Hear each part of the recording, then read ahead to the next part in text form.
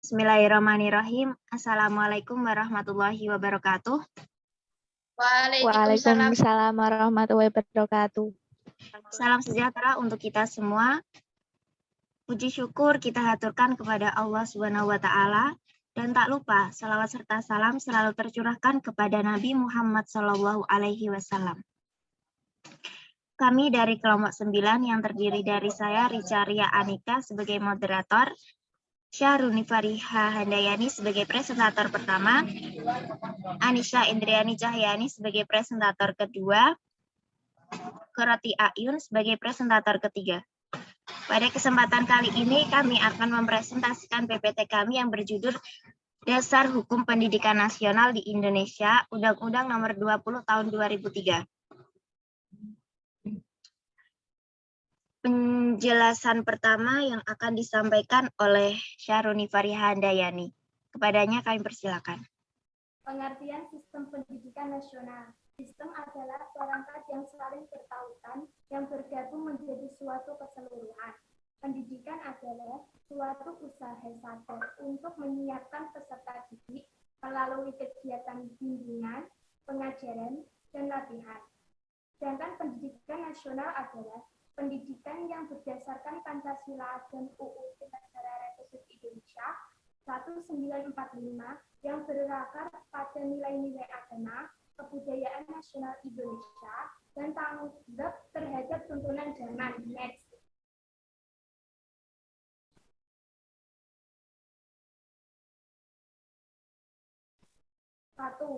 Menurut UU Nomor 20 Tahun 2003 Pasal 1 Ayat 3, sistem pendidikan nasional adalah keseluruhan komponen pendidikan yang saling bertautan secara terpadu untuk mencapai tujuan pendidikan nasional. Visi sistem pendidikan nasional.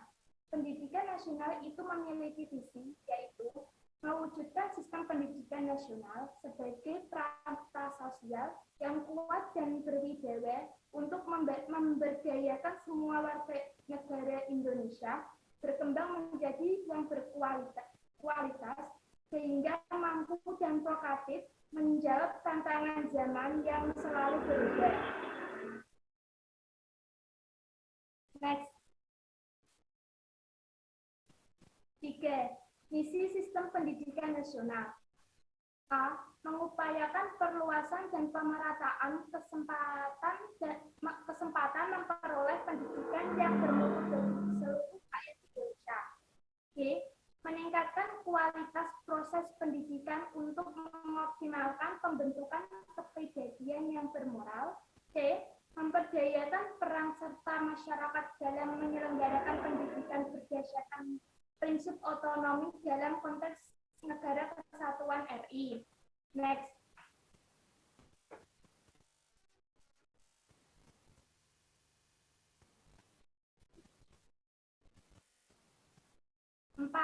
Jalur pendidikan. Di dalam UU Nomor 20 Tahun 2003 tentang Sistem Pendidikan Nasional pada Pasal 13 Ayat 1 disebutkan bahwa jalur pendidikan terdiri atas 1. Pendidikan formal, 2. Pendidikan non-formal, 3. Pendidikan informal. Terima kasih Fariha atas penjelasan materinya. Presentasi berikutnya akan disampaikan oleh Anisha Indriani Cahyani. Kepadanya kami persilakan. Pendidikan formal terdiri atas pendidikan dasar, pendidikan menengah, dan pendidikan tinggi.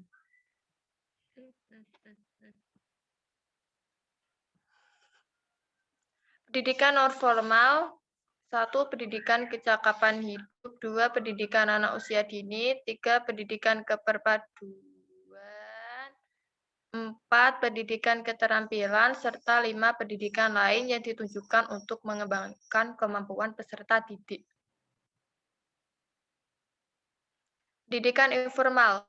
Kegiatan pendidikan informal dilakukan oleh keluarga dan hasil pendidikan informal diakui sama dengan pendidikan formal dan informal setelah peserta didik lulus ujian sesuai dengan standar nasional pendidikan. Jenjang pendidikan, 1. Pendidikan dasar, 2. Pendidikan menengah, dan 3. Pendidikan tinggi. Pendidikan dasar merupakan jenjang pendidikan yang melandasi jenjang pendidikan yang menengah. Pendidikan dasar berbentuk 1. SD, MI atau yang sederajat, 2. SMP, MTS atau yang sederajat. Terima kasih Anissa atas penjelasan materinya. Presentasi berikutnya akan disampaikan oleh Kuroti Ayun. Kepadanya kami persilakan. Baik, terima kasih. Pendidikan menengah merupakan lanjutan pendidikan dasar. Pendidikan menengah terdiri atas pendidikan menengah umum, pendidikan menengah kejuruan, dan pendidikan menengah berbentuk SMA, MA, SMK, MAK, dan bentuk lain sederajat.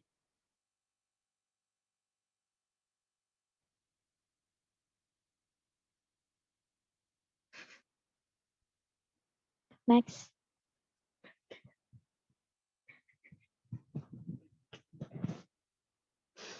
Pendidikan tinggi merupakan jenjang pendidikan setelah pendidikan menengah yang mencakup program pendidikan diploma, sarjana, magister, spesialis, dan doktor yang diselenggarakan oleh pendidikan tinggi.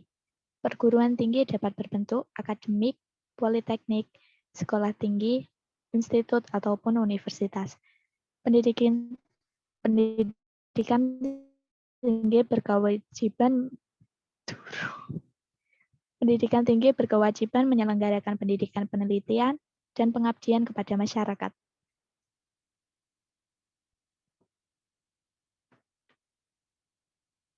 Jenis pendidikan meliputi pendidikan umum, pendidikan kejuruan, pendidikan akademik, pendidikan profesi, pendidikan vokasi, pendidikan keagamaan, dan pendidikan khusus.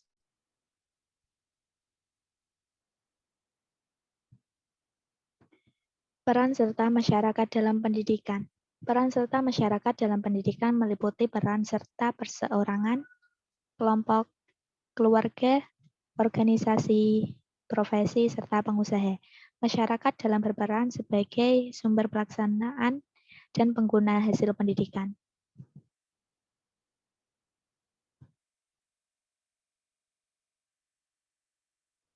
Pendidikan berbasis masyarakat. Masyarakat berhak menyelenggarakan pendidikan berbasis masyarakat pada pendidikan formal, non-formal, sesuai dengan kekhasan agama, lingkungan sosial, dan budaya untuk kepentingan masyarakat. Lembaga pendidikan berbasis masyarakat dapat memperoleh bantuan teknis, subsidi dana, dan sumber daya lain secara adil dan merata dari pemerintah atau pemerintah daerah.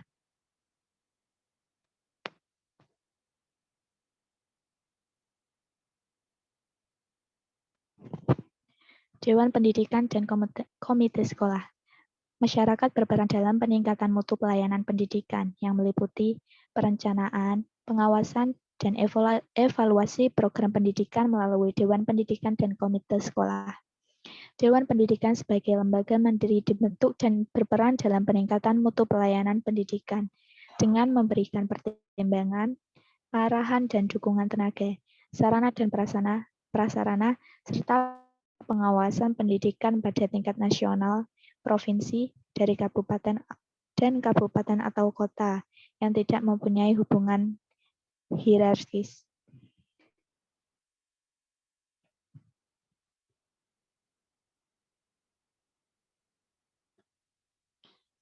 Menyelenggarakan pendidikan oleh negara lain.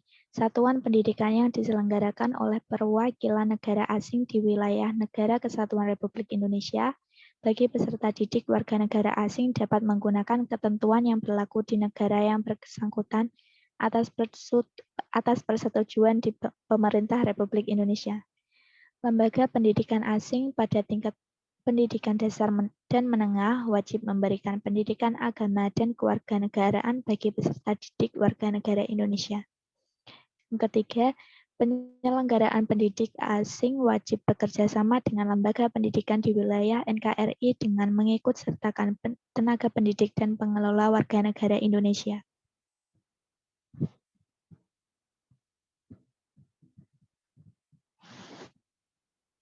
Keenam, panduan pendukung. Panduan pendukung meliputi 1. Menteri Pendidikan Nasional yang selanjutnya disebut menteri adalah menteri yang menangani urusan pemerintahan di bidang pendidikan. Kedua, buku panduan pendidik adalah buku yang memuat prinsip, prosedur, deskripsi, materi pokok, dan model pembelajaran untuk digunakan oleh para pendidik. Yang ketiga, buku pengayaan adalah buku yang memuat materi yang dapat memperkaya buku teks pendidikan dasar, menengah, dan perguruan tinggi. Terima kasih Anissa atas penjelasan materinya. Baiklah teman-teman semua, kami dari kelompok 9 mohon pamit undur diri. Terima kasih atas perhatiannya teman-teman semua. Dan mohon maaf apabila ada kesalahan atau perbuatan. Akhirul kalam, wassalamualaikum warahmatullahi wabarakatuh. Waalaikumsalam warahmatullahi wabarakatuh.